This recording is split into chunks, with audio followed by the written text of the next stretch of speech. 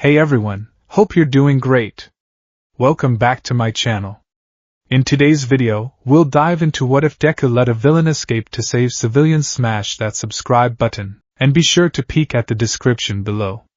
Let's begin. The winter air over Muzurafu was sharp enough to cut, but for the three students trailing behind the number one hero, the cold was a distant concern. The streets were a blur of neon signage and rushing pedestrians, the heartbeat of a city that never truly slept, only quieted its rhythm. Izuku Midori adjusted the iron soles of his costume, the metal clicking softly against the asphalt. Beside him, Katsuki Bakugo was practically vibrating, not from the cold, but from the restless, kinetic energy that seemed to fuel his very existence. To Izuku's left, Shoto Todoroki walked with the silent, gliding grace of someone bred for patrol, his eyes scanning the skyline with heterochromatic precision. They were in the middle of their work-study with the Endeavor Agency. The pacing was brutal. The expectations were astronomical. And Izuku had never felt more alive. Pick up the pace. Endeavor's voice boomed from 10 meters ahead. The flame hero didn't turn around. He didn't have to. A villain attack was reported in Sector 4, near the bay. If you fall behind, you're liability, not reinforcement. Don't tell me what to do, old man. Bakugo roared, blasting himself forward with a controlled explosion that rattled the windows of a nearby convenience store. I'll be there before you even kindle a spark. Bakugo, wait! Izuku yelled, channeling one for all through his legs. Green lightning crackled around him, the familiar hum of power flooding his veins. We need to maintain formation. Formation is for extras who can't keep up. Bakugo shouted back, already a blur of black and orange in the distance. Todoroki sighed, a puff of white breath escaping his lips. He's going to wake up the whole neighborhood. He ignited his left side, sliding forward on a ramp of ice. We should go, Midoriya. Izuku nodded, dropping into a low crouch and springing forward. The wind whipped against his cowl as he navigated the urban canyons. He felt strong. For the first time in months, the power of one for all felt less like a wild stallion trying to break his bones and more like an extension of his own will. Black Whip, the quirk of the fifth user, coiled dormant beneath his skin, ready to lash out at a moment's thought. But as they approached Sector 4, the atmosphere shifted. The radio on Endeavor's shoulder crackled, the voice of the dispatcher frantic, cutting through the static. Priority alert! This is not a standard robbery. We have a code gray at the Naruhata Sky Bridge. Structural anomaly detected. Villain confirmed. Repeat, code gray. Endeavor stopped in midair, his flames flaring brighter. Code gray? That's catastrophic infrastructure failure. The Naruhata Sky Bridge. Izuku's heart skipped a beat. It was one of the longest suspension bridges in the country, a double-decked beast of steel and concrete connecting the mainland to the reclaimed artificial islands. And right now, at 6:30 p.m., it was packed bumper to bumper with rush hour traffic. Change of plans, Endeavor barked, his voice dropping into the serious register that commanded absolute obedience. Bakugo, use your mobility to clear the airspace. Shoto, prepare for crowd control and evacuation. Deku, you're with me on interception. If the bridge is compromised, we have seconds, not minutes. Yes, sir! The three chorused. The Naruhata Skybridge loomed ahead like the spine of a sleeping dragon. But as they drew closer, the dragon seemed to be shivering. A low, resonant hum vibrated through the air, felt in the teeth and the bones rather than heard. The massive steel cables that held the roadway suspended over the dark waters of the bay were swaying, not from wind. They were oscillating, vibrating at a frequency that made them blur to the naked eye. There! Bakugo shouted, pointing a gauntlet hand toward the central pylon. Standing atop the main suspension tower, roughly 200 meters above the water, was a single figure. He wore a matte gray suit that seemed to absorb the light, with gauntlets that looked oversized, almost industrial. He wasn't attacking anyone. He wasn't screaming. He was simply standing there, one hand pressed affectionately against the thickest of the main support cables. Pro-heroes, the man's voice amplified, likely by a support item, echoing across the bay. It was a calm, scholarly voice. Right on time. The algorithm remains predictable. Endeavor landed on the asphalt of the bridge deck with a heavy thud, the heat from his flames causing the nearby cars to gleam orange. Panic was already setting in among the civilians. Drivers were abandoning their cars, screaming, pointing at the vibrating cables. "I am Endeavor!" The number one hero bellowed. "Step away from the support structure immediately." The villain looked down. He wore a visor that obscured his eyes, but his smile was visible, thin, bloodless, and terrifyingly serene. "Endeavor. The man who burns." And he tilted his head, looking past the flame hero to the three students landing behind him. "The future. Good. The sample size is adequate." "Who are you?" Izuku demanded, stepping forward. He kept his output at 15%, green lightning arcing aggressively. "What are you doing to the bridge?" "Names are shackles," the villain mused. "But the media calls me Fracture." An unimaginative title for someone who simply understands the physics of resonance. Fracture tapped the steel cable. A terrifying thrum echoed through the bridge, loud enough to shatter the windows of the nearest trap sedans. The bridge deck lurched violently beneath their feet. "Stop him!" Bakugo screamed. "He's gonna drop us!" Bakugo launched himself into the air, spinning like a torpedo, a howitzer impact primed in his palm. "Die, Bakugo, don't hit the cable!" Izuku warned, activating Black Whip to follow him. Fracture didn't move. He didn't dodge. He simply waited until Bakugo was within striking distance, and then snapped his fingers. The air in front of Bakugo rippled. It wasn't a wall. It was a localized vibration wave. Bakugo's explosion detonated prematurely, the shockwave rebounding instantly. The force slammed Bakugo backward, sending him tumbling out of the sky. "Bakugo!" Todoroki reacted instantly, creating a slide of ice to catch his classmate before he hit the asphalt. "Physical force is kinetic energy," Fracture lectured, his hands still resting on the main cable. "I control the resonance of matter. The harder you hit, the more you feed the vibration. The more you feed the vibration, the faster this bridge turns to dust." Endeavor gritted his teeth. He couldn't use his Hell Spider or Prominence Burn. The heat would weaken the steel tensile strength instantly, doing the villain's job for him. "Boy," Endeavor muttered to Izuku, "you have the most precise physical control. I need you to sever his connection to that cable without damaging the integrity of the pylon." "Can you do it?" Izuku analyzed the distance. 50 meters up. The target was human-sized. The risk was total structural collapse. "I can do it," Izuku said. "Go." Izuku vanished. Using the Delaware Smash Air Force technique to boost his jump, he rocketed upward. He didn't aim a punch, he aimed a capture. 5 tendrils of Black Whip shot out from his knuckles, glowing with dark, teal energy. "Grab him, pull him away, subdue him." Fracture watched him come. Time seemed to slow. "You," Fracture said, his voice dropping the amplification, speaking only to Izuku as the boy closed the distance. "You look like the type who wants to save everyone." Izuku's Black Whip was inches from Fracture's chest. "It's not what I want. It's what I do." "Then here is your lesson, hero." Fracture didn't fight back. Instead, his hand glowed a violent, oscillating white. He didn't strike Izuku. He struck the cable he was holding. Ping! The sound was sickening. It was the sound of a guitar string snapping, if the guitar string was made of 6,000 woven steel wires and was holding up 40,000 tons of concrete and cars. The main suspension cable sheared. The backlash was instantaneous. The cable whipped back with the force of a freight train, slicing through the air. The sudden loss of tension caused the entire northern section of the bridge deck to drop. It didn't fall into the water, not yet. The secondary cables were groaning, taking the load, but they were snapping one by one, popping like gunfire. Pop, pop, pop. The bridge deck tilted at a 45-degree angle. Cars began to slide. Screams erupted, a chorus of terror that drowned out the wind. Fracture leaped backward, landing on a higher maintenance catwalk, safe from the collapse. He looked at Izuku, who was currently suspended in midair by Black Whip, staring in horror at the crumbling infrastructure. "The binary choice." Fracture shouted, spreading his arms. "I am leaving, hero. You can pursue me.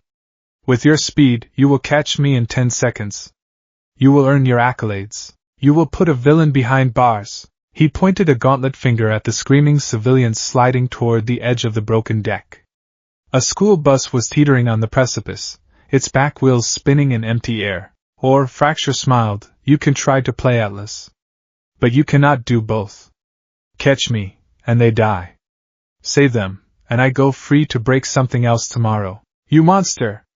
Bakugo yelled from below, trying to blast himself up, but the unstable footing made it impossible to aim.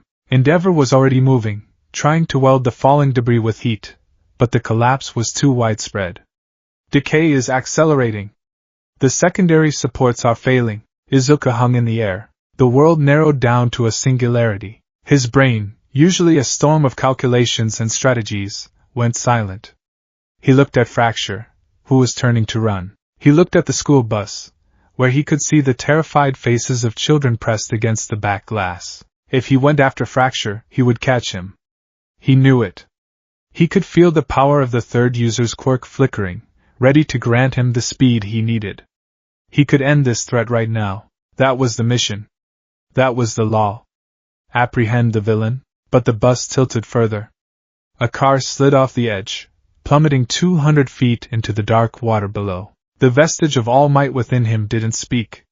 It didn't have to. Meddling where you don't belong is the essence of being a hero. Izuku didn't chase the villain. He turned his back on Fracture. Smash! Izuku dove. Not at an enemy, but at the bridge itself. He landed on the central fulcrum of the collapsing section, the concrete cracking under his impact. He didn't use 15%. He didn't use 20%. One for all, full cow. 45%. He drove his heels into the buckling steel girder. He unleashed Black Whip, not as a rope, but as a web. Dozens of tendrils exploded from his body, black energy writhing and screaming as it sought purchase. Grab the pylon. Grab the falling deck. Grab the bus. Grab the railing. The tendrils lashed out, wrapping around the massive support beams that were shearing apart. Izuku roared, the sound tearing from his throat as the weight of the bridge slammed into him. It wasn't just heavy. It was impossible. Thousands of tons of steel, asphalt, and vehicles jerked to a halt as Black Whip went taut. Izuku felt like his arms were being ripped from their sockets. His bones creaked audibly. The iron soles of his boots gouged deep trenches into the steel beneath him. DKU. Uraraka's voice? No, he was imagining it. That was Bakugo screaming his name. I have got it. Izuku screamed, blood vessels bursting in his eyes. The bridge groaned. The slide stopped. The school bus hung suspended by 3 thick tendrils of Black Whip, dangling over the abyss. Above him, on the catwalk, Fracture paused. He looked back at the boy glowing with green lightning, holding the weight of a catastrophe together with shadows and willpower. Disappointing, Fracture muttered. Predictable. And ultimately futile. The villain turned and engaged his own mobility gear, vanishing into the night. Don't let him get away! Bakugo roared, blasting upward, trying to bypass Izuku. No! Izuku gritted out, his voice strained and guttural. Kaken, don't! The vibration, if you use explosions, near the anchor. He's getting away, you damn nerd! If you blast, the vibration will finish the snap. The bridge falls. I can't hold it if it shakes. Bakugo froze in midair. He looked at the retreating figure of Fracture, now a speck in the distance. He looked down at Izuku, whose body was trembling violently, sweat vaporizing off his skin from the sheer heat of his quirk's exertion. Bakugo gritted his teeth so hard he thought they would crack. He looked at the villain. He looked at the bus. Damn it!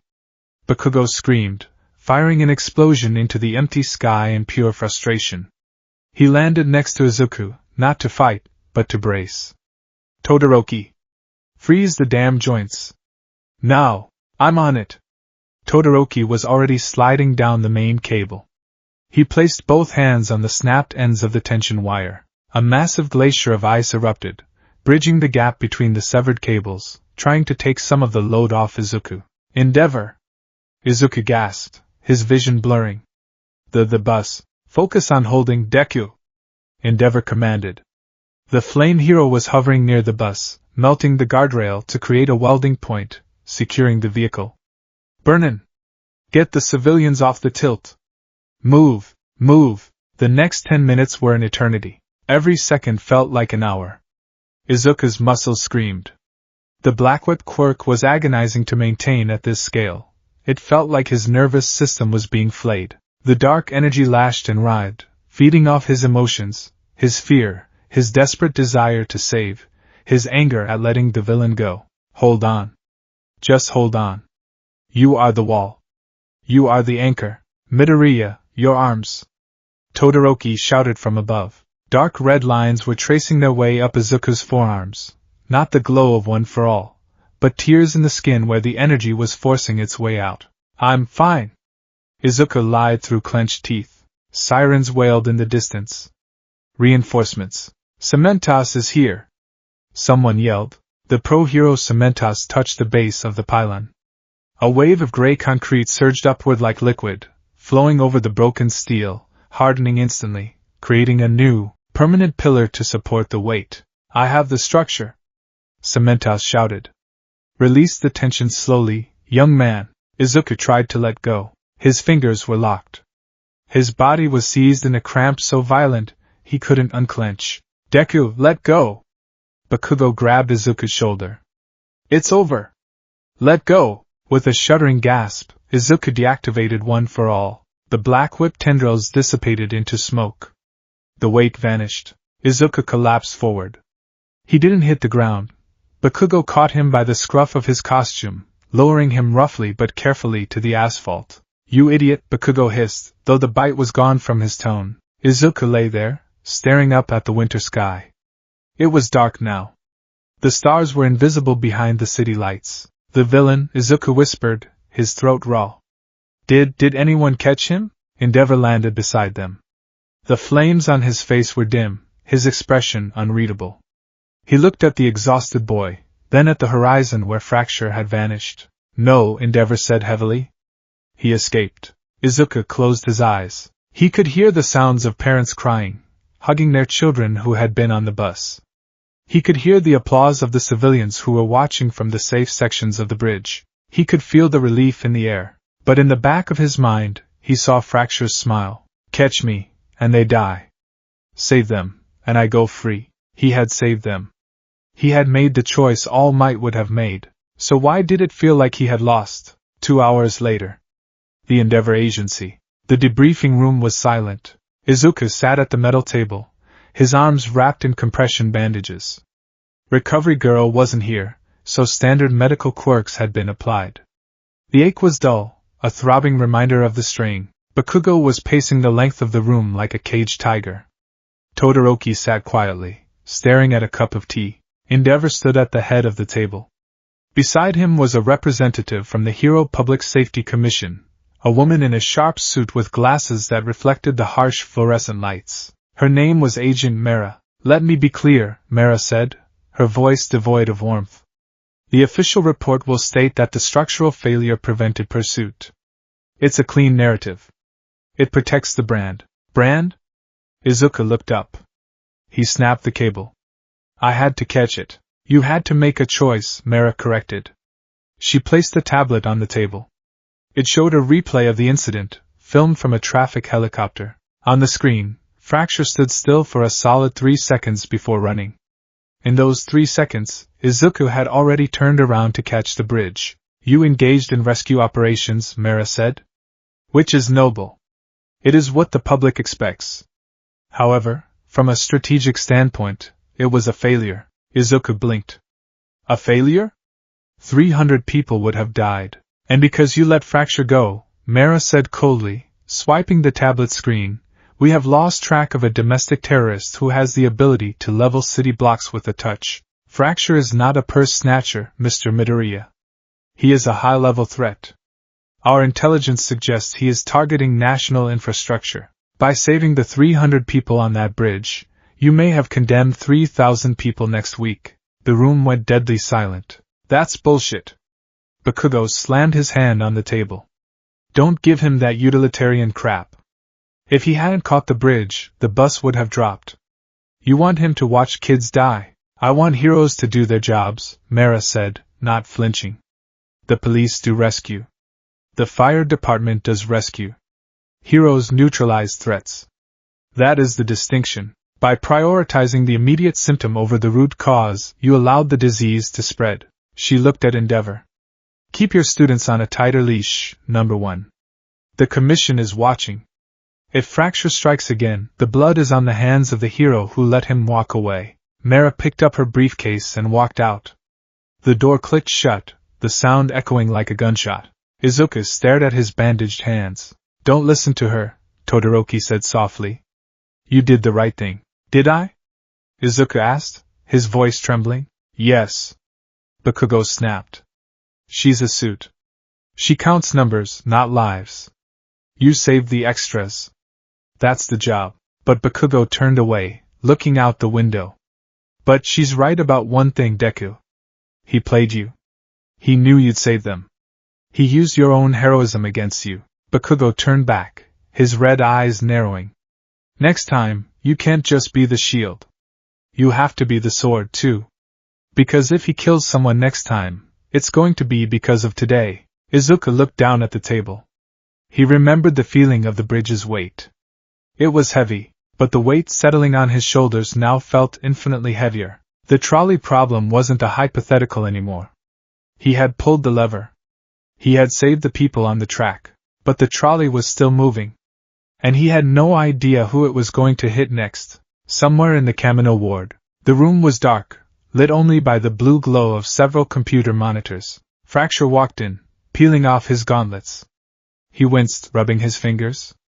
The resonance backlash hurt him, too, though he'd never show it. Did it work? A voice asked from the shadows. Perfectly, Fracture said, walking over to a map of Japan pinned to the wall. He picked up a red marker. He drew a circle around the Narahata Bridge. Then, he drew a line connecting it to a location in central Tokyo. A massive tower. The boy in green, Fracture mused. He is powerful.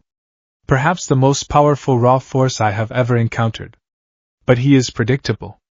He is bound by a moral code that makes him slow. Fracture tapped the location of the tower on the map. He saved the ants today, the villain whispered.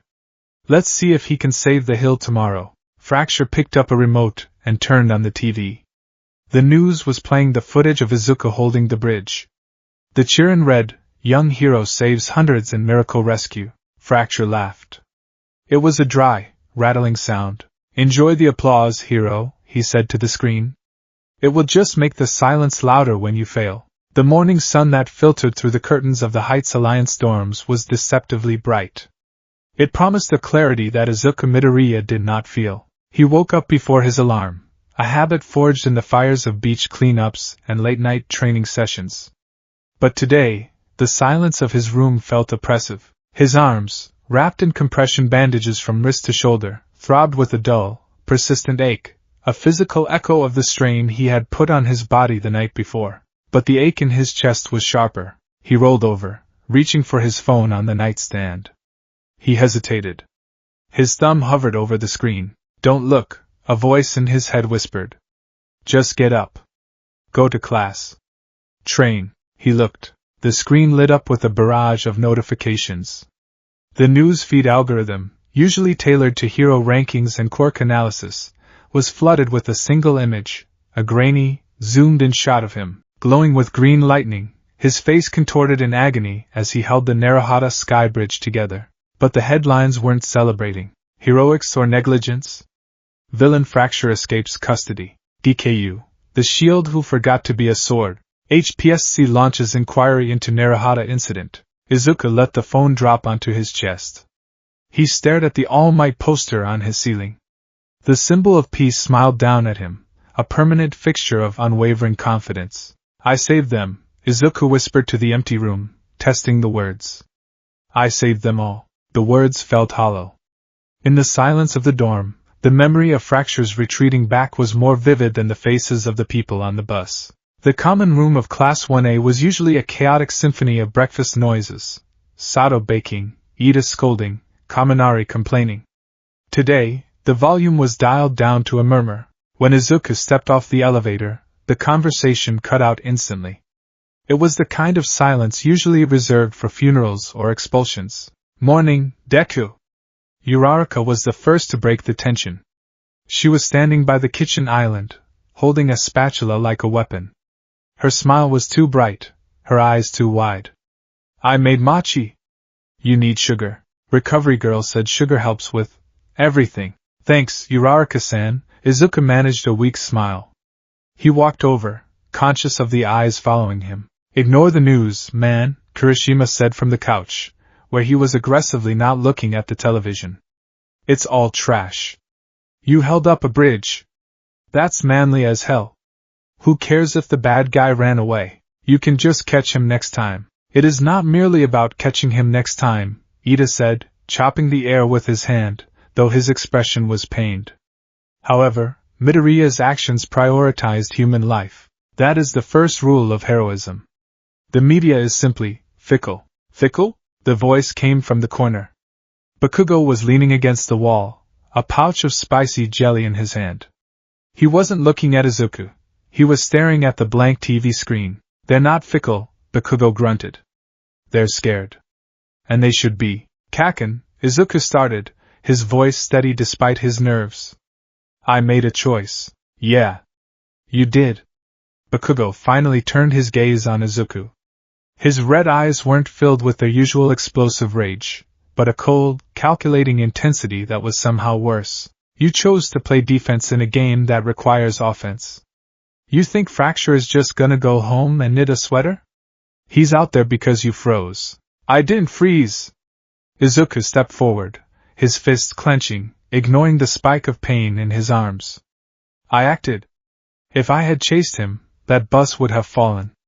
Those kids would be dead. And because you didn't chase him, Bakugo countered, pushing off the wall, we don't know who's gonna die tomorrow. That's the math, Deku. You saved 300. Great. But if he drops a building on 3,000 people next week, those deaths are on your tab. Bakugo, that's enough. Yaoyorozu interjected, stepping between them.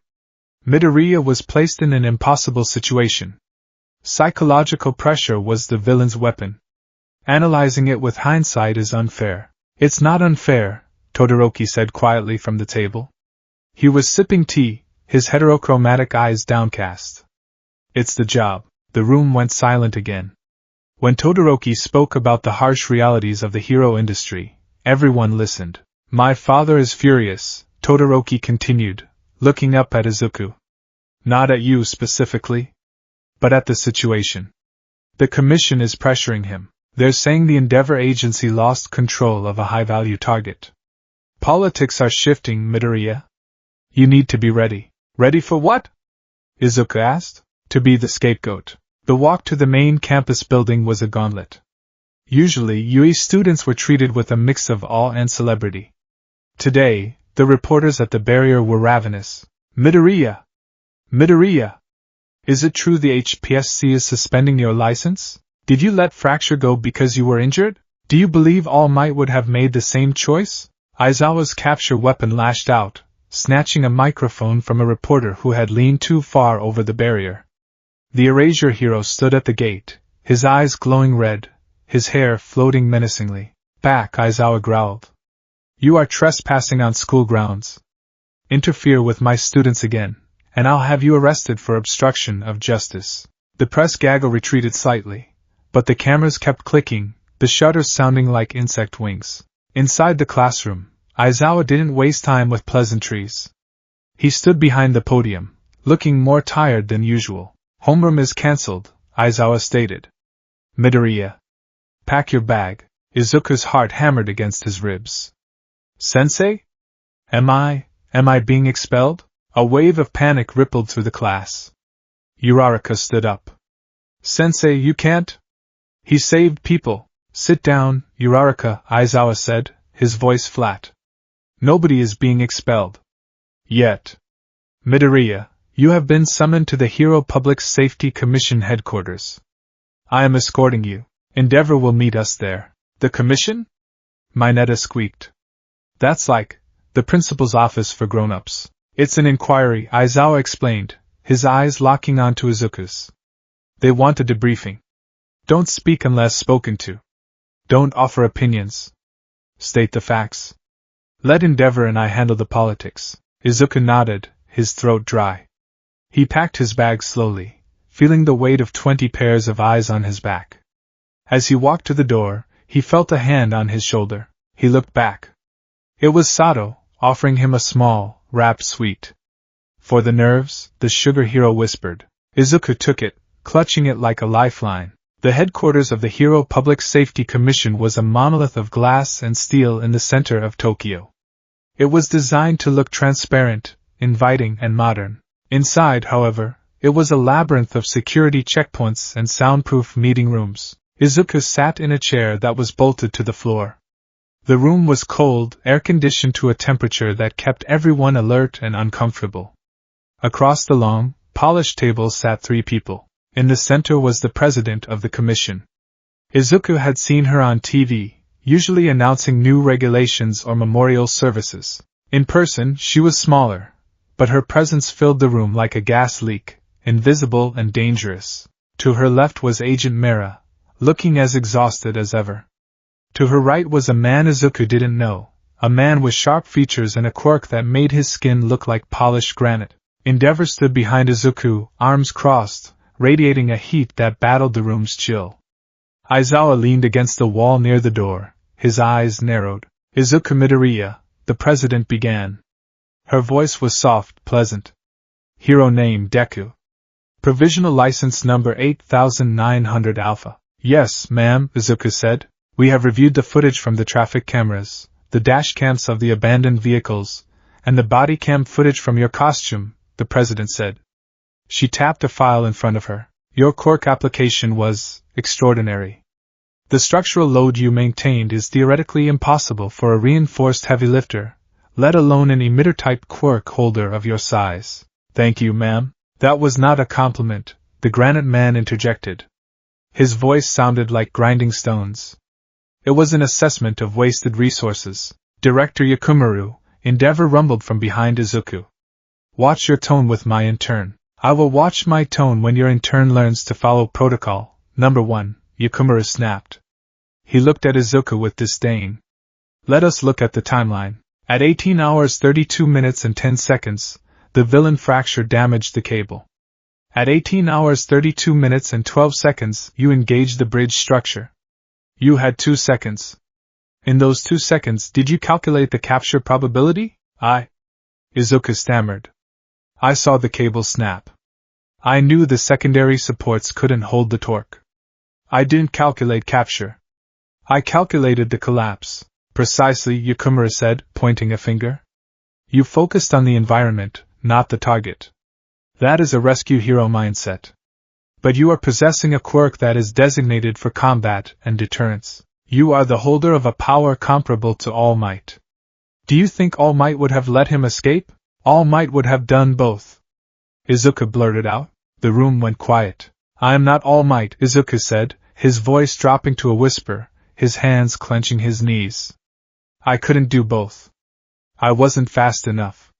So I had to choose. And you chose the path of least resistance, the president said smoothly. Least resistance? Izuku looked up, shocked.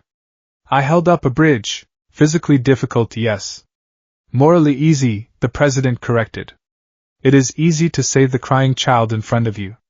It is hard to let the child fall to catch the monster who will kill 10 children later. Heroism, Mr. Midoriya, is not about feeling good.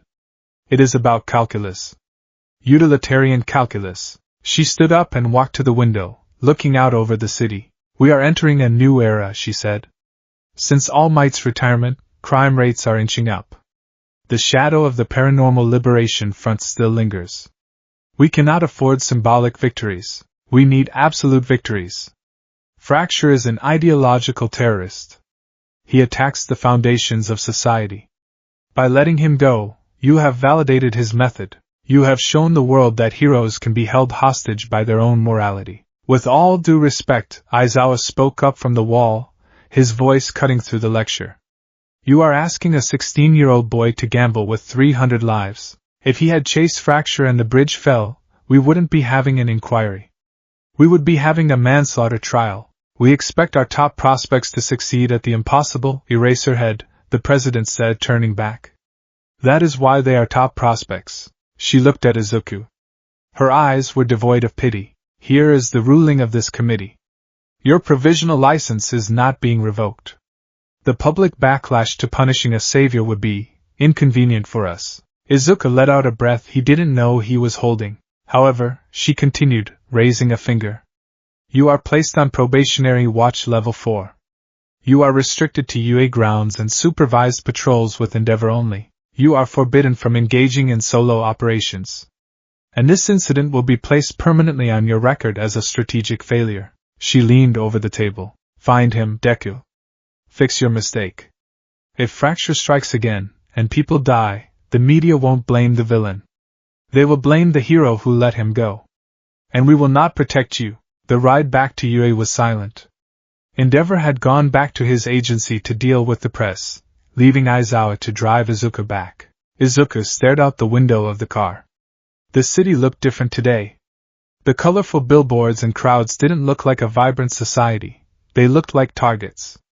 Every building looked fragile. Every bridge looked like it was one touch away from collapse. Don't let them get in your head, Aizawa said, keeping his eyes on the road. They're right, though, Izuku said softly. They are bureaucrats, Aizawa grunted.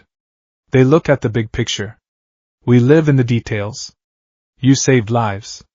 That is never wrong. It's just incomplete. Incomplete, Izuku repeated. You have power, Midoriya. More than anyone in your class. Maybe more than anyone in the country soon. That power comes with a burden. You don't get the luxury of being just a rescuer or just a fighter. You have to be the symbol. And the symbol doesn't compromise. Aizawa turned the car into the UA gates. The president called it a strategic failure. I call it a learning opportunity. You lack mobility and multitasking under extreme duress. You have raw power, but you lack the ability to be in two places at once. Work on that. Yes, sir. That evening, the dorms were suffocating. Izuku couldn't handle the sympathetic looks from Uraraka or the silent judgment radiating from Bakugo. He needed to be somewhere else. He found himself standing outside the teacher's dormitory, knocking on a specific door. Come in. Izuku entered. The room was simple, smelling of tea and old paper. Tashinori Yagi, All Might, sat on a sofa, looking at a laptop. When he saw Izuku, his skeletal face lit up with a smile, but it faltered when he saw the boy's expression. Young Midoriya. I saw the news. Are you all right? Izuku sat down on the ottoman, his head hanging low. I failed, All Might. Failed? All Might stood up and walked over, placing a hand on Izuku's shoulder. I watched the footage. That hold, the way you utilized Black Whip to distribute the tensile load, it was magnificent. You saved everyone. Not a single serious injury. But he got away, Izuku said, looking up, tears pricking the corners of his eyes. The commission, they said I made the easy choice. They said you wouldn't have let him escape. All Might sighed. He walked to the window, his silhouette thin and frail against the twilight. They are right, All Might said softly. Izuku flinched. It felt like a physical blow. In my prime, All Might continued, looking at his own hand, I would have moved faster than sound. I would have generated wind pressure to stabilize the bridge while simultaneously knocking the villain unconscious. I would have done both. He turned back to Izuku. But I am not you. And you are not me, not yet. All Might sat down next to him. The Commission views heroes as assets. Investments. But we are people, my boy. The trolley problem is a philosophical exercise, but on the field, it is a nightmare. You made the human choice. You couldn't bear to watch them die. That empathy, that is the core of One for All. It is what makes you worthy, but is it what makes me effective? Izuku asked, his voice cracking. Bakugo says if I don't stop the source, the saving doesn't matter. Fracture is going to hurt more people to prove a point. Then you must prove a stronger point, All Might said firmly. You cannot change the past. You cannot unsnap that cable. But you can prepare for the future.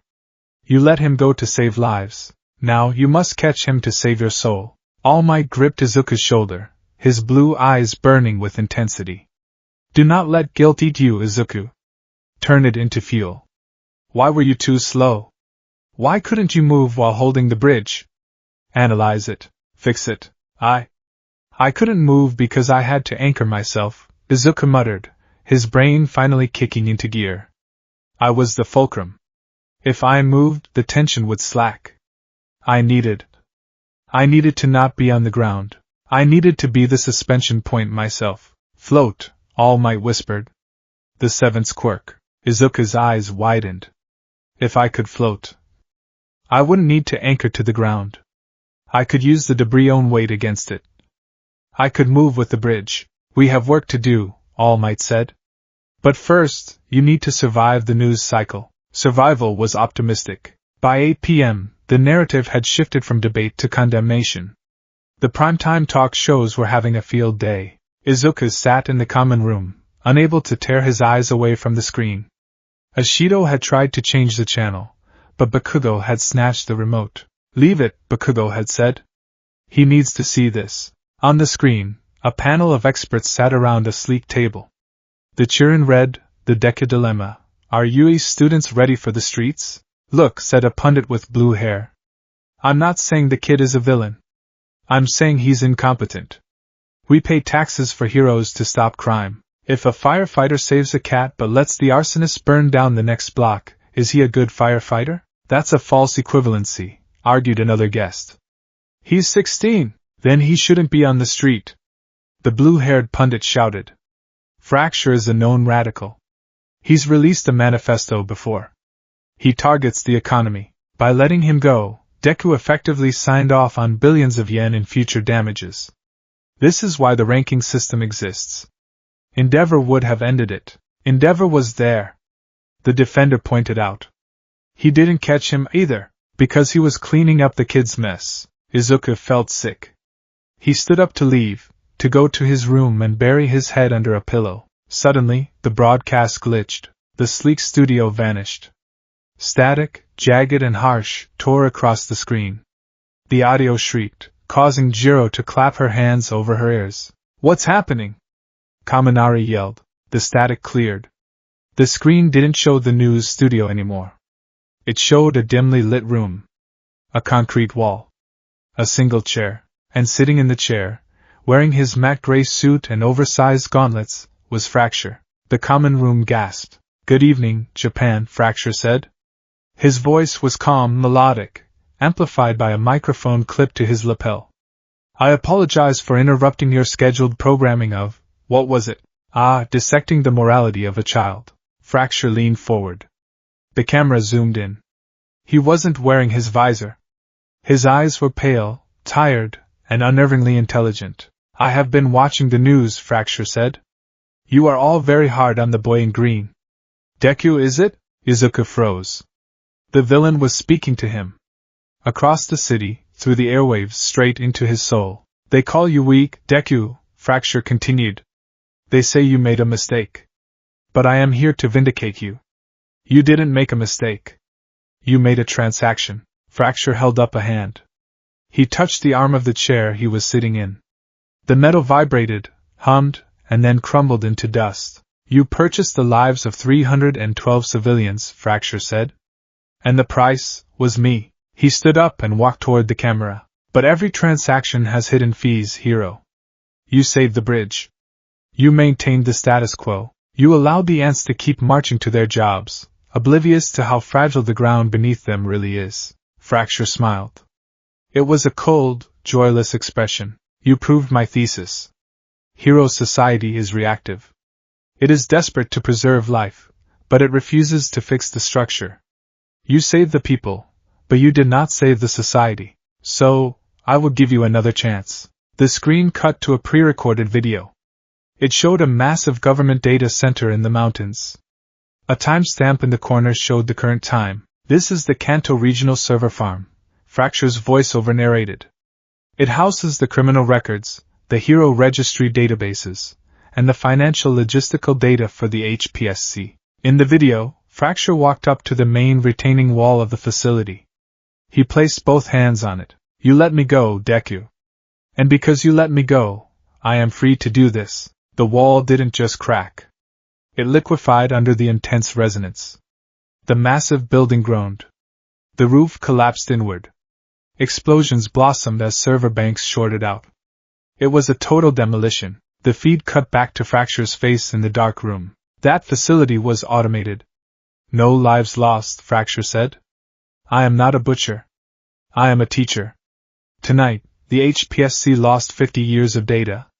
Villain tracking, patrol routes, witness protection lists, gone. Because I was free to walk to the mountains. The class turned to look at Izuku. His face was pale as death. Consider this the first installment of your debt, Deku, Fracture said. You saved the civilians.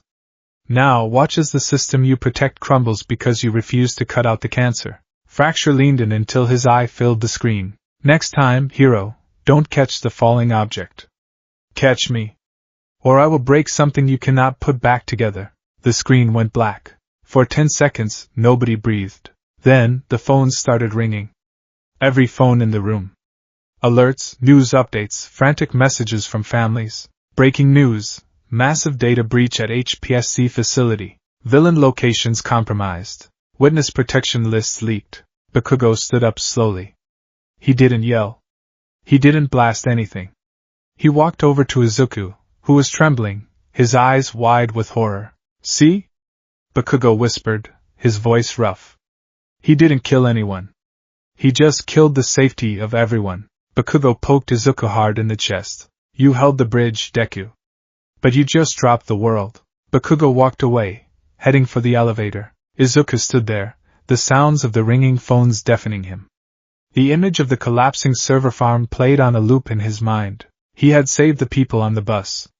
He had, but as he looked at the panicked faces of his classmates, checking their phones to see if their families were safe, Izuku realized the terrifying truth of the HPSC president's words. He had saved the few.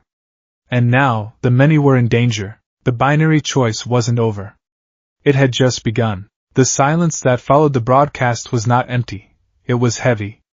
It possessed a physical mass, pressing against the eardrums of the 20 students gathered in the Heights Alliance common room, drowning out the ambient hum of the dormitory's heating system. The television screen had gone black, but the image of the collapsing server farm was burned into their retinas.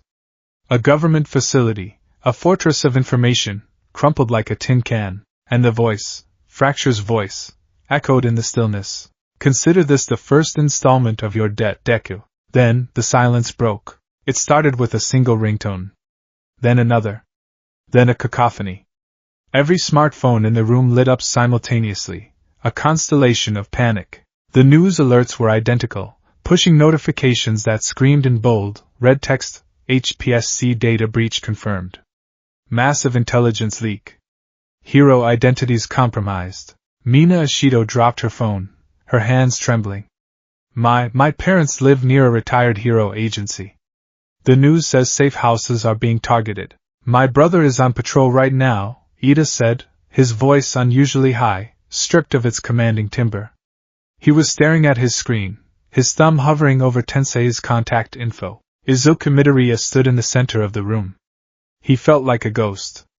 He was there, physically, but he felt untethered from the reality around him. The air felt too thin to breathe. The compression bandages on his arms felt like lead weights, dragging his shoulders down toward the floor. I did this. The thought wasn't a question. It was a verdict. Midoriya. He didn't turn. He couldn't. Deku-kun, Uraraka's voice was closer now. She stepped into his field of vision, her brown eyes swimming with worry. She reached out, her fingers brushing the sleeve of his tracksuit. Deku-kun, look at me. Breathe. Izuku blinked, the room sharpening back into focus. Uraraka-san, the server farm. He said he did it because I let him go. He's a villain, Deku! Kirishima shouted from the couch, though he was frantically texting on his own phone. He's lying! He's trying to get in your head. You didn't blow up that building. He did, but he was there, Izuku whispered, his voice cracking. He was there because he wasn't in a cell. Because I was too slow. Stop it, Todoroki said. The dual quirk user stood up, his expression grim. Self-flagellation serves no purpose right now. We need to secure the perimeter. If the HPSC database is leaked, UA might be a target. They have student addresses. The temperature in the room seemed to drop 10 degrees. Mineta whimpered, clutching a throw pillow. Todoroki is right, Ida said, forcing himself into his class representative persona, though his hands were shaking. Everyone, check in with your families. Do not leave the dorms. I will contact Aizawa-sensei for instructions. You guys just don't get it, do you? The voice cut through the panic like a serrated knife. Katsuki Bakugo stood by the elevator doors. He hadn't checked his phone. His hands were shoved deep into his pockets, his posture slouched, but his eyes were burning with a focused, terrifying intensity. He was looking straight at Izuku. Kaken. Izuku started. Shut up, Bakugo snapped. He walked forward, the crowd parting for him. He stopped 2 feet from Izuku. Everyone is telling you it's not your fault. You saved the people. You did the right thing. They're coddling you. Bakugo, that is uncalled for. Ida barked. Midoriya is clearly in shock. He should be in shock. Bakugo roared, spinning on Ida before turning back to Izuku. Because he got played. That villain. Fracture. He didn't just escape. He planned this. He knew exactly what you would do. He counted on your bleeding heart, Deku. He knew you couldn't ignore the bridge, so he used your own heroism as the key to the lock. I know, Izuku whispered. No, you don't know. Bakugo poked Izuku hard in the chest. You think this is about you feeling guilty?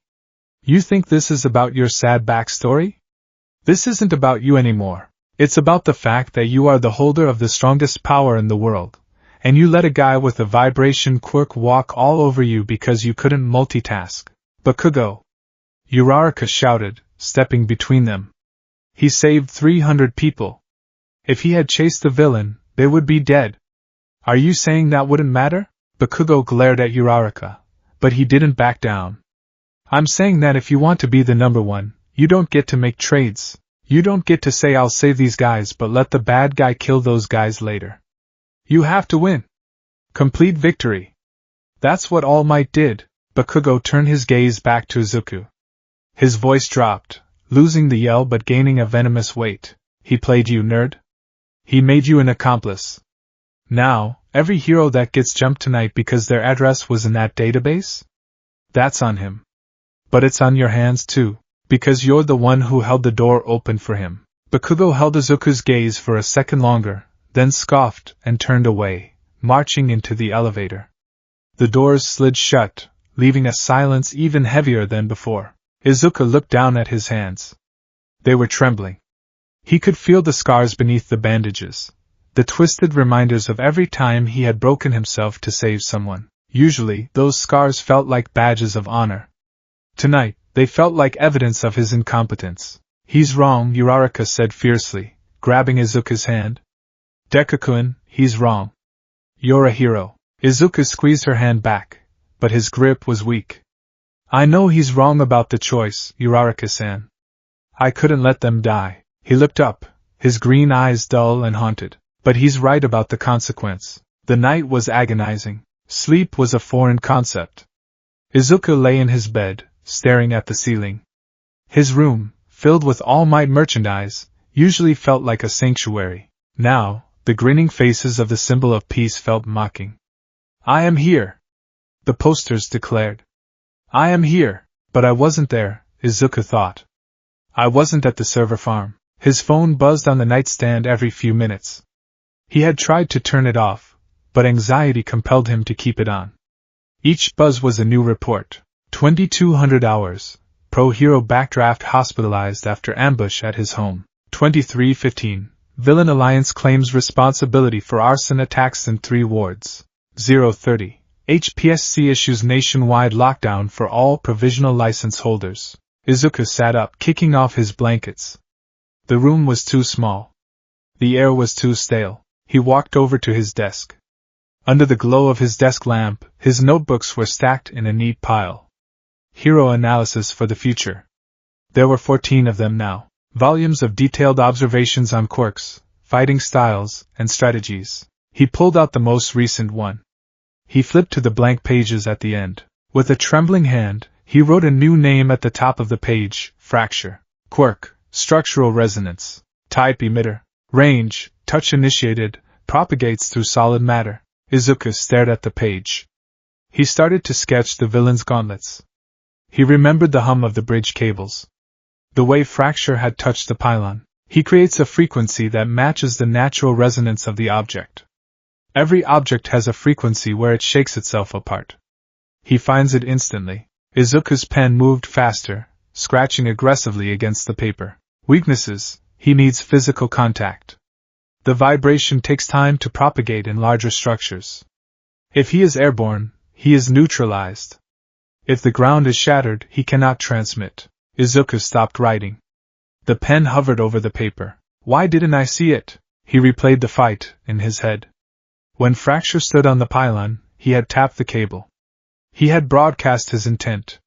The sample size is adequate. He had been testing Izuku. Fracture wasn't just destroying things. He was studying heroes.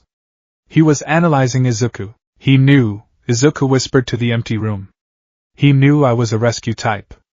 He knew I would prioritize the falling debris. Izuku slammed the notebook shut. He wasn't just outmatched physically. He had been outmatched intellectually. He had walked into a trap that didn't even require a cage, just a collapsing bridge. Izuku stood up and paced the room. His legs felt restless, thrumming with the one-for-all energy that he was keeping suppressed. He needed to talk to him. He needed to understand. The next afternoon, the campus of UA High was under siege. Not by villains, but by fear. The hallways, usually bustling with students practicing quirks or complaining about homework, were subdued. The support course students were running drills on fortifying the blast doors. The general studies students whispered in huddles, eyeing the hero course students with a mixture of envy and pity. The news had broken that morning.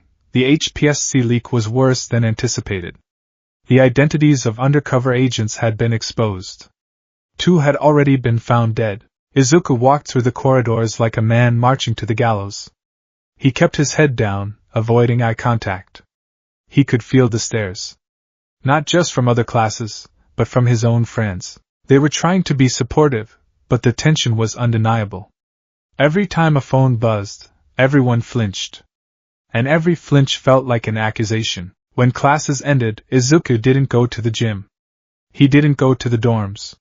He walked to the faculty building. He needed the one person who understood the burden of the world. He found All Might in the lounge, staring out the window at the setting sun.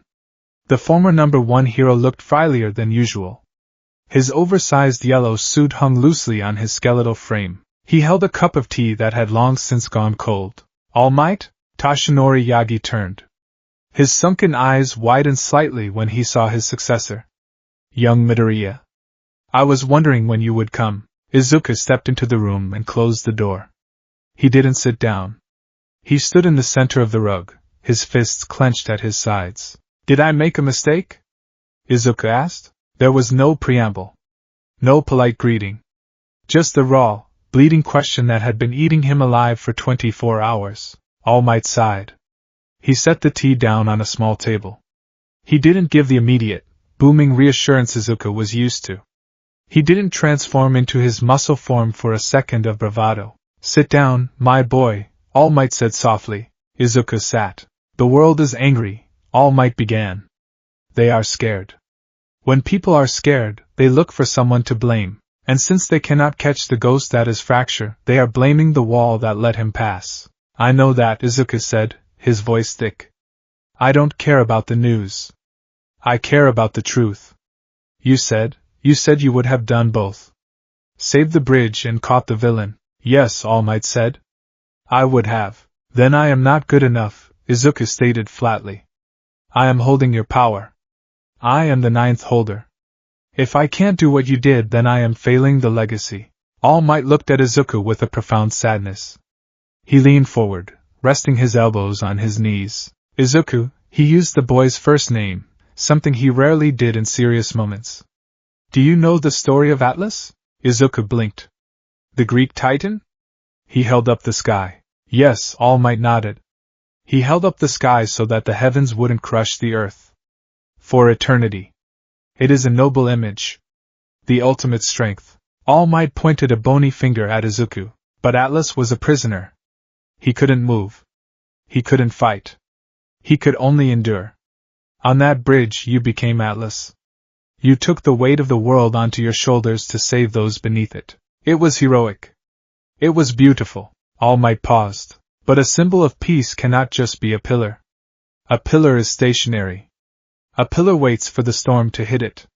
You must be the storm. Izuku looked down at his hands. How? I was at 45%. I used Black Whip. I was at my limit. Your limit is the problem, All Might said, not unkindly. Not your power limit. Your conceptual limit. You saw the bridge falling, and you thought, I must hold this up. You grounded yourself. You dug your heels in. You made yourself part of the bridge. All Might stood up and coughed, a harsh, racking sound. He wiped his mouth and continued, if I were there, I would not have held the bridge from below. I would have created an updraft. I would have used the air pressure to cushion the fall while I moved. I would have remained fluid. Izuku muttered. You have been obsessed with controlling one for All Might said. With not breaking your bones. With managing the percentage. But you are still fighting like a brawler. You are fighting like me. All Might walked over and placed a hand on Izuku's head. But you have gifts I never had. You have the predecessors. You have Black Whip. And you have the next one waiting. Float, Izuku whispered. He remembered their conversation from the car ride, but now it clicked into place. Nana Shimura's quirk, All Might said, a nostalgic smile touching his lips. She could fly. Or rather, she could suspend herself. If you had float on that bridge, you wouldn't have needed to anchor your feet. You could have used Black Whip to hold the debris, and float to neutralize your own gravity. You could have used the momentum of the falling bridge to slingshot yourself toward the villain, dragging the structure with you in a controlled descent. Izuku's eyes widened. The physics of it played out in his mind instantly. If mass isn't anchored, it creates a pendulum effect. If I negate my own weight, I was too heavy, Izuku realized. I was thinking about weight, so I became heavy. You carry the burden of this quirk, and now the burden of this failure, All Might said. It is making you slow, young Midoriya. You are carrying the guilt of those leaked names. You are carrying Bakugo's words. You are carrying the HPSC's judgment. All Might gripped Izuku's shoulder hard. You cannot save everyone if you are crushed by the ones you couldn't save. You must be lighter. Faster. You must be everywhere at once. Izuku stood up. The doubt in his eyes was still there, but it was being pushed aside by a cold resolve. I need to unlock float, Izuku said. Now, it won't be easy, All Might warned. Nana's quirk requires emotional clearance. You have to let go of fear. And right now, you are terrified. I'll do it, Izuku said. I don't care what it takes. I won't let another villain walk away because I'm stuck on the ground. Ground Beta. Night. The winter wind howled through the fake city. Ground Beta was dark, the streetlights turned off to save power during the high alert status. It was freezing. Izuku didn't care. He was wearing his gym uniform, but he was sweating profusely. He stood on the roof of a 10-story building. Below him, the concrete alleyway was a pitch-black abyss, one for all. Full cowl. Green lightning crackled around him, illuminating the rooftop in harsh, strobing flashes. Black Whip. Tendrils of dark energy exploded from his back, lashing out, gripping the water towers and vents around him. Float. Float, come on! He closed his eyes. He tried to summon the feeling of weightlessness. He tried to channel the seventh user. Grandma Nana, please. He felt nothing but the pull of gravity. The heavy, relentless drag of the earth wanting to claim him. Catch me, and they die. Save them, and I go free. Fracture's voice played on a loop in his head. The image of the bus teetering. The image of the server farm collapsing. Izuku gritted his teeth. Fly. He jumped. He didn't float. He fell. He plummeted 10 stories. The wind rushed past his ears. The ground rushed up to meet him. At the last second, he fired Black Whip, snagging a lamppost and swinging himself into a rough, tumbling roll on the asphalt. He hit the ground hard, skinning his elbow, the impact jarring his teeth. He lay there, panting, staring up at the dark building he had just jumped from. Again, he snarled. He scrambled up the fire escape, ignoring the burning in his lungs. He jumped again. He fell again. He jumped again. He fell again. By the 20th jump, his body was screaming. His legs were trembling from the impact landings. His black whip control was fraying, the tendrils growing wild and unfocused. Why won't it work? Izuku screamed at the sky. He stood on the edge of the roof, tears of frustration mixing with the sweat on his face. I have to be faster. I have to be better. Why am I so heavy? Because you're trying to fly with a ball and chain attached to your ankle, dumbass. Izuku spun around. Bakugo was standing by the roof access door. He was wearing his winter hero costume, the large grenade gauntlets looking ominous in the gloom.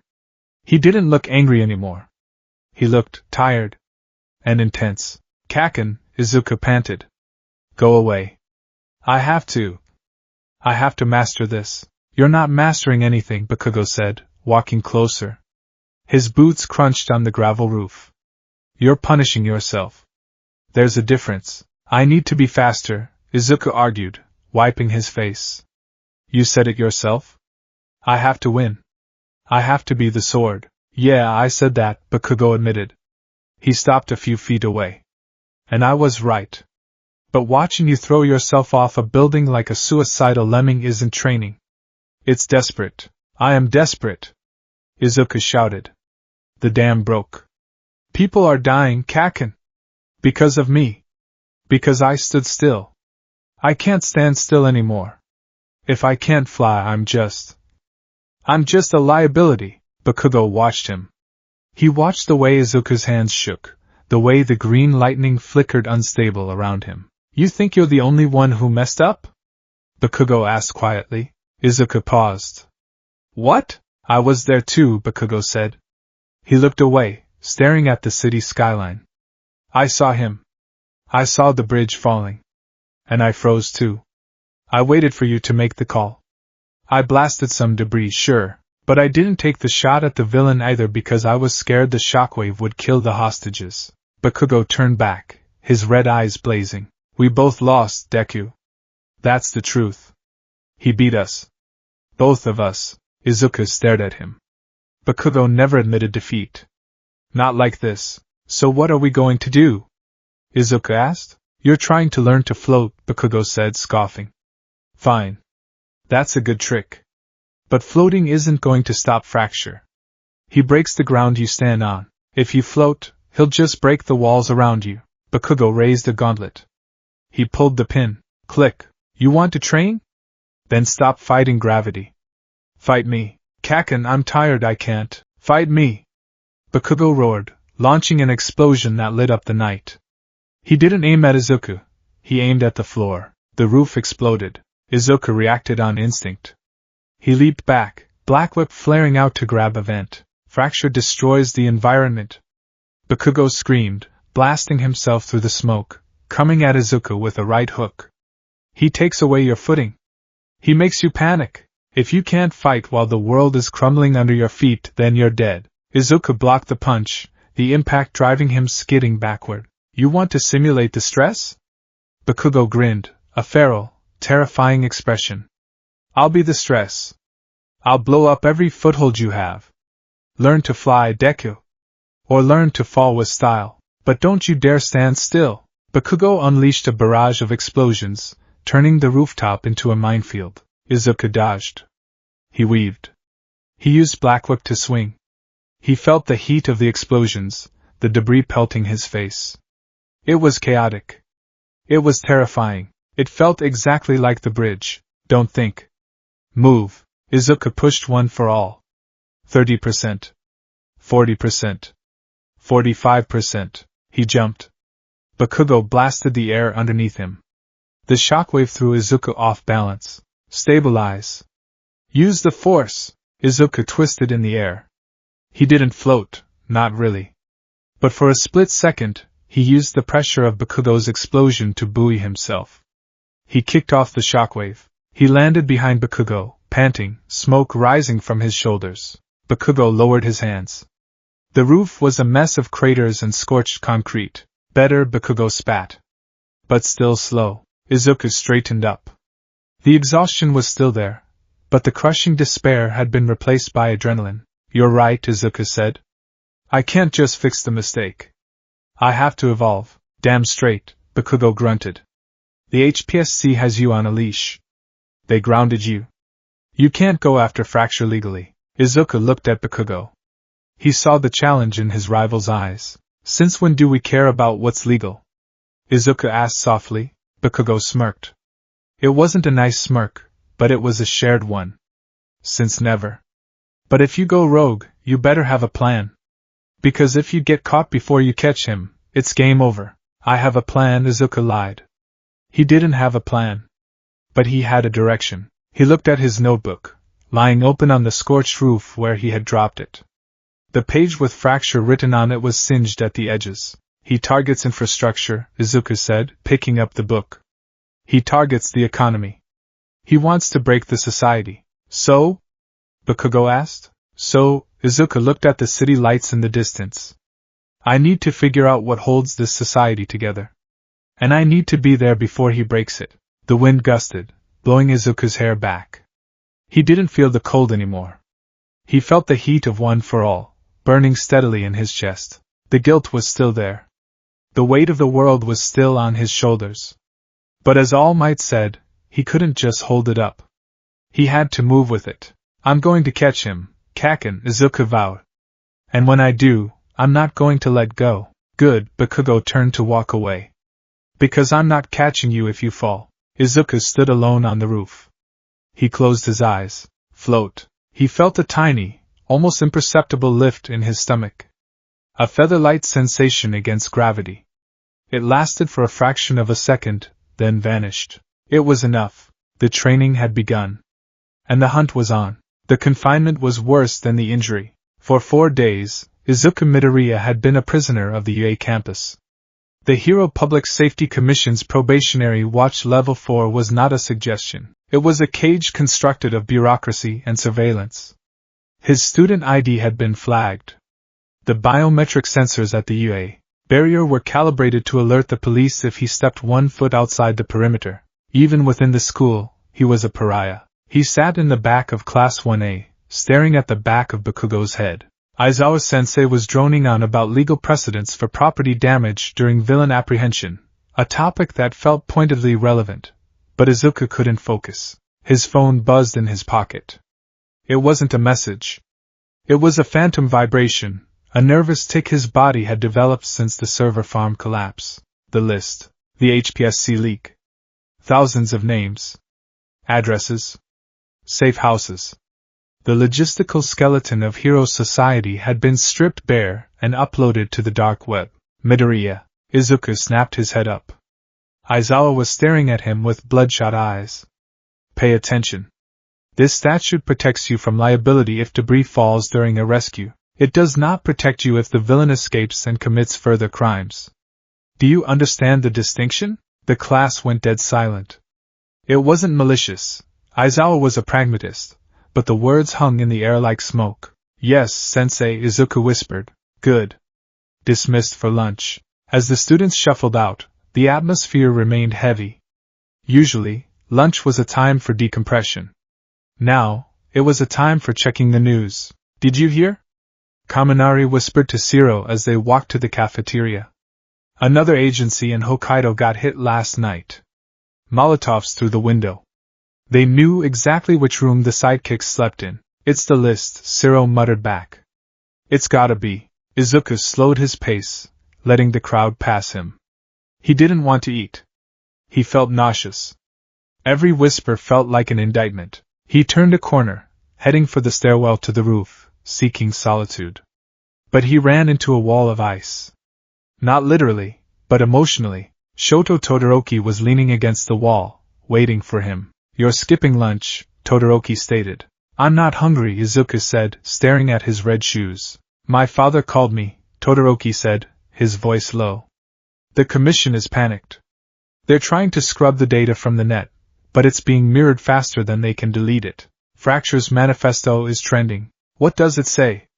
Izuku asked, though he dreaded the answer. It says that the hero's system relies on secrecy because it fears accountability. It says that by exposing the heroes, he is leveling the playing field. Todoroki paused. He mentions you by name, Midoriya. He calls you the catalyst? Izuku squeezed his eyes shut. I didn't want this. I know, Todoroki said. He placed a hand on Izuku's shoulder. It was the left hand, the warm one. But intent doesn't change the outcome. You need to be prepared. The public sentiment is shifting. They aren't looking at the bridge anymore. They're looking at the fires. I know, Izuku repeated. It was the only thing he could say. The breaking point came at 2 p.m. They were in foundational heroics. All Might was teaching today, looking more gaunt than usual in his oversized suit.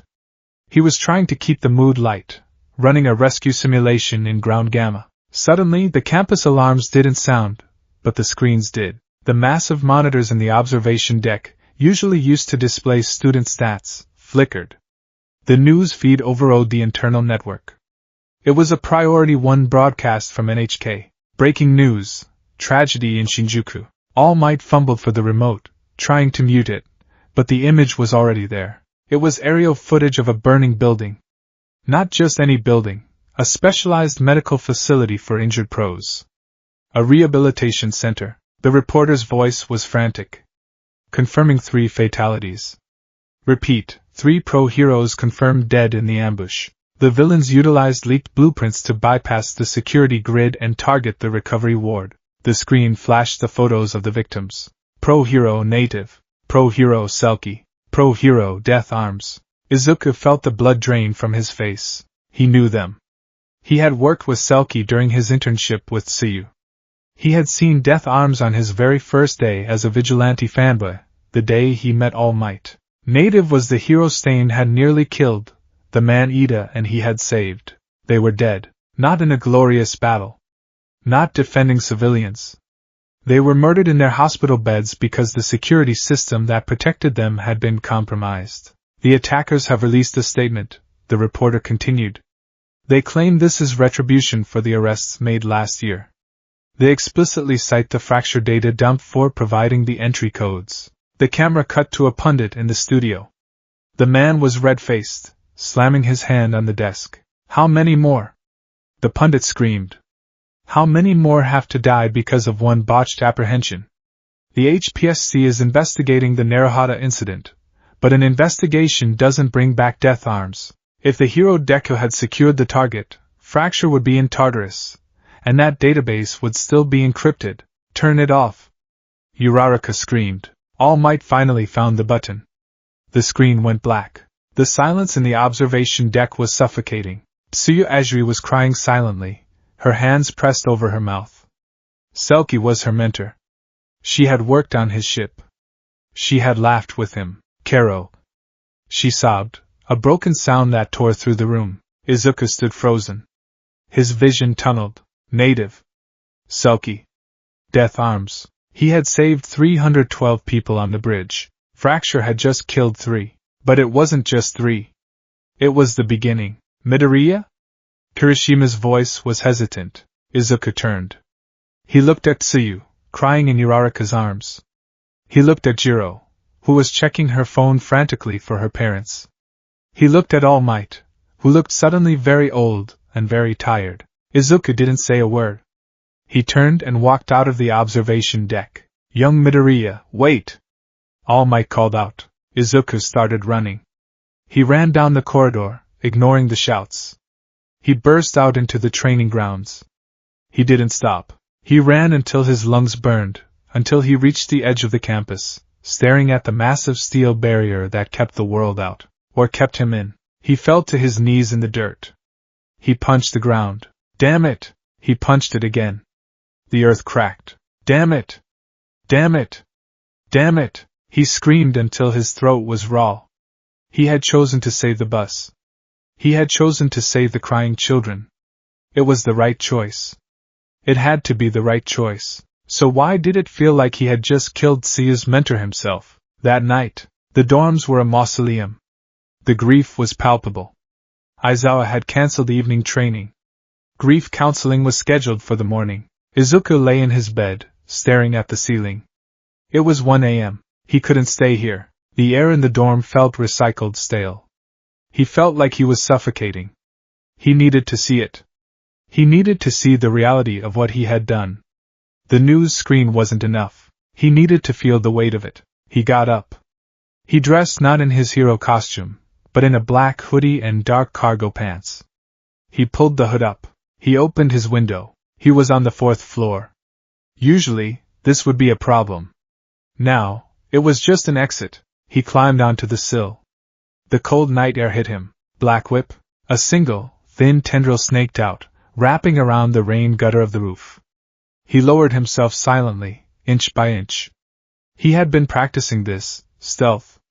Control. Minimizing the glow of one for all so he wasn't a beacon in the night. He touched the grass without a sound. Now the hard part. The UA barrier. The sensors were calibrated to mass and heat. But Izuku had analyzed the schematics in his notebook weeks ago, purely as an intellectual exercise. There was a blind spot near the service intake for the cafeteria. A 30-second window when the waste disposal drones cycled. He moved like a shadow. He didn't use full cowl, the lightning was too bright. He relied on his natural speed, honed by years of beach cleaning and combat training. He reached the wall. He waited. 3, 2, 1. The drone hatch opened. Izuku slipped through the gap, squeezing between the hydraulic press and the sensor array. It was tight, grease smeared across his hoodie. He held his breath. He rolled out onto the street outside UA. He was out. He checked his phone. The location of the memorial service for death arms and the others was at a park in Shinjuku, near the ruins of the rehab center. He pulled his mask up over his nose. He started to run. Shinjuku was usually a neon wonderland. Tonight, it was somber. The area around the destroyed rehabilitation center was cordoned off with yellow police tape. But outside the perimeter, a massive crowd had gathered. It was 2 a.m., but hundreds of people were there. Candles. Thousands of candles flickered in the wind, creating a sea of wavering light. Flowers were piled high against the park fence, white chrysanthemums, lilies, photos of the fallen heroes. Izuku walked through the crowd, keeping his head down. The atmosphere was a mix of sorrow and rage. It's not safe anymore, a woman whispered near him. If they can kill heroes in a hospital, what chance do we have? The HPSC is useless, a man muttered back. They lost the data. They lost control. It's that kid, someone else said. The voice was louder, angry. The UA student. The one who let Fracture go. Izuku flinched. He pulled his hood lower. Don't blame the kid, an older man argued. He saved the bridge. And look where that got us. The angry voice retorted. Saving a bridge is property damage control. Catching the villain is prevention. My brother works in security. He says the leak is total. Every hero is a target now. That kid. Deku, he traded 3 heroes for a bus load of commuters. Izuku felt like he was going to throw up. The logic was twisted, unfair, but undeniably present. The utilitarian calculus the HPSC president spoke of wasn't just bureaucracy. It was how the terrified public was starting to think. He pushed his way to the front of the memorial. There was a large photo of death arms. The hero looked strong, confident. Someone had placed a broken piece of construction equipment, his signature weapon, beneath the photo. Beside it was a picture of Selkie. And native. Izuku stared at Selkie's face. He thought of Tsuya's tears. I'm sorry, Izuku whispered. The words were lost in the wind. I'm so sorry. He reached into his pocket. He had brought a small offering, a limited edition All Might trading card, the symbol of hope. It was childish, perhaps, but it was the most valuable thing he owned emotionally. He wanted to leave it for them. He stepped forward, reaching over the barrier to place the card among the flowers. His sleeve pulled back. The streetlight caught the distinct, dark green fabric of his UA gym pants under his cargo trousers. And then, someone grabbed his wrist. Hey! Izuku froze. He looked up. A young man, maybe 20 years old, had gripped his arm. The man's eyes were red, swollen from crying. He wore a jacket with the logo of the Water Hose Agency, the agency of the parents of Kota, whom Izuku had saved. But this man wasn't Kota. He was a sidekick, or a relative. The man looked at Izuku's face, partially obscured by the hood and mask. He looked at the green messy hair peeking out. He looked at the red shoes. Recognition dawned. Horror followed. It's you, the man breathed. The crowd nearby went quiet. It's him, the man said louder, his voice rising in pitch. It's Deku. Izuku tried to pull his arm away. Please. I just wanted to pay respects. Respects? The man laughed, a jagged, hysterical sound. You came to pay respects? You caused this. The man shoved Izuku hard. Izuku stumbled back, tripping over a pile of bouquets. He didn't fight back. He didn't use one for all to steady himself. He fell into the dirt. My cousin was in that building. The man screamed, pointing at the smoking ruins of the rehab center. He was recovering from a broken leg. He couldn't run. He burned to death because Fracture knew the door codes. And Fracture had the codes because you let him walk away. I had to save the bridge, Izuku stammered, scrambling backward. Shut up. The man kicked dirt at him. You wanted the glory of the rescue. You wanted the highlight reel. You didn't have the guts to finish the job. That's enough. Someone shouted, but the mob mentality was catching. He's right. A woman yelled. Get out of here. You don't belong here, hero. A plastic bottle hit Izuku in the shoulder. Then a flower pot shattered near his leg. Izuku scrambled to his feet. He could have overpowered them all in a second. He could have used 5% to vanish instantly, but he didn't. He stood there, trembling, taking the abuse. He felt like he deserved it. I'm sorry, Izuku said again, his voice breaking. I didn't know. I didn't mean for this. Go away. The grieving man sobbed, collapsing to his knees. Just go away before you get more people killed. Izuku turned and ran. He ran away from the candles. He ran away from the crying man.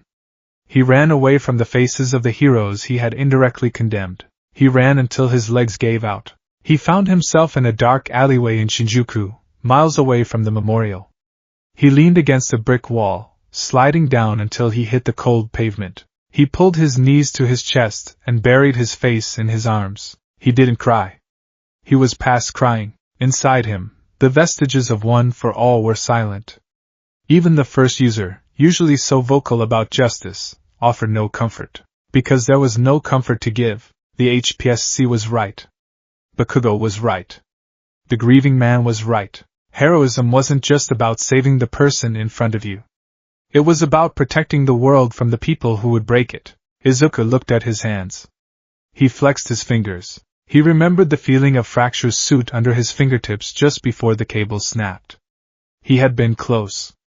So close. If I had been faster, if I had been stronger, if I had been willing to risk the bridge for a split second longer. Never again, Izuku whispered. He lifted his head. His eyes were dry. The soft, rounded look of the boy who wanted to be like All Might was gone. In its place was something harder. Something sharp. He reached into his pocket and pulled out his phone. He opened the news app. He didn't look at the death toll. He looked at the map of the attacks. Rehab center in Shinjuku. Agency in Hokkaido. Safe house in Fukuoka. He opened his notebook, the one he had brought with him. He flipped to the page labeled Fracture. He looked at the pattern. These weren't random acts of violence.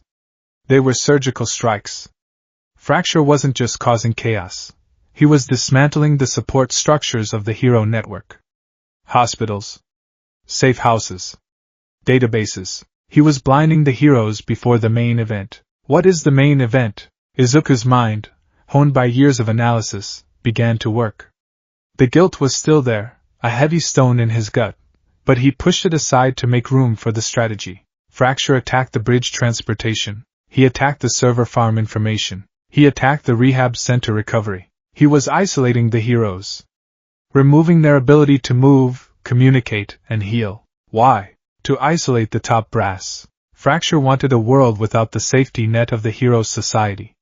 He wanted to prove that heroes were useless without their infrastructure. Izuku stood up. The resolve settled over him like a cloak. He couldn't go back to UA and sit in a classroom. He couldn't wait for the HPSC to lift his suspension. By the time they did, there would be nothing left to save. I can't follow the rules, Izuku said to the empty alley. The rules are what he's using against us. He pulled his hood up. He needed help. But not from the teachers. They were bound by the law. He needed someone who understood that the law was currently broken. He needed Todoroki and Bakugo. But first, he had to get back inside before he was missed. He had to play the part of the suspended student for a few more hours. Izuku looked at the sky. Dawn was breaking. The light was gray and cold. I won't let anyone else die for my mistakes, he vowed. He engaged one for all. Green lightning crackled, dimmer than usual, controlled, precise. He leaped up the side of the building, moving silently toward Yue High. 5:30 a.m. Izuku slipped back through the drone port just as the morning cycle began. He climbed the wall, shimmied up the drain pipe, and slid through his window. He landed on his bedroom floor with a soft thud. He stripped off his dirty hoodie and cargo pants, shoving them deep into his closet. He put on his pajamas. He was about to get into bed when he heard a sound from the doorway. You're late. Izuku froze. He turned slowly. Shota Aizawa stood in the doorway of his room. The teacher's eyes were glowing red, his hair floating slightly. He was leaning against the frame, arms crossed. Sensei. Izuku started. Aizawa looked at Izuku. He looked at the mud on the floor. He looked at the faint smell of incense and street grime clinging to the boy. The sensors flagged a drone malfunction in Sector 4, Aizawa said monotonically. I came to check the dorms. Izuku lowered his head. Did you find what you were looking for? Aizawa asked. Izuku paused. He looked up at his teacher. He didn't see anger in Aizawa's eyes. He saw a grim understanding. I found out that I'm responsible, Izuku said. And I found out that waiting here isn't going to fix it. Aizawa held his gaze for a long moment. Then he blinked. His hair fell back down. The HPSC has scheduled a press conference for noon, Aizawa said, seemingly changing the subject. They are going to announce stricter regulations. They are going to ground all work studies indefinitely. Aizawa stepped back into the hall. If a student were to, say, begin an independent investigation before those orders came down, well, I can't stop a student I don't know is missing. Izuku's eyes widened. Clean up the mud, Midoriya, Aizawa said. And whatever you're planning, don't do it alone. The door clicked shut. Izuku stood there, his heart pounding. Aizawa knew. And Aizawa had just given him a silent pass. Izuku turned to his desk. He opened the notebook again. He picked up his pen. He wrote 3 names under the team section. DKU, Dynamite, Shoto. And then, he drew a circle around the next logical target based on Fracture's pattern. Target, economic infrastructure. Collateral damage, Izuku whispered, closing the book. No more.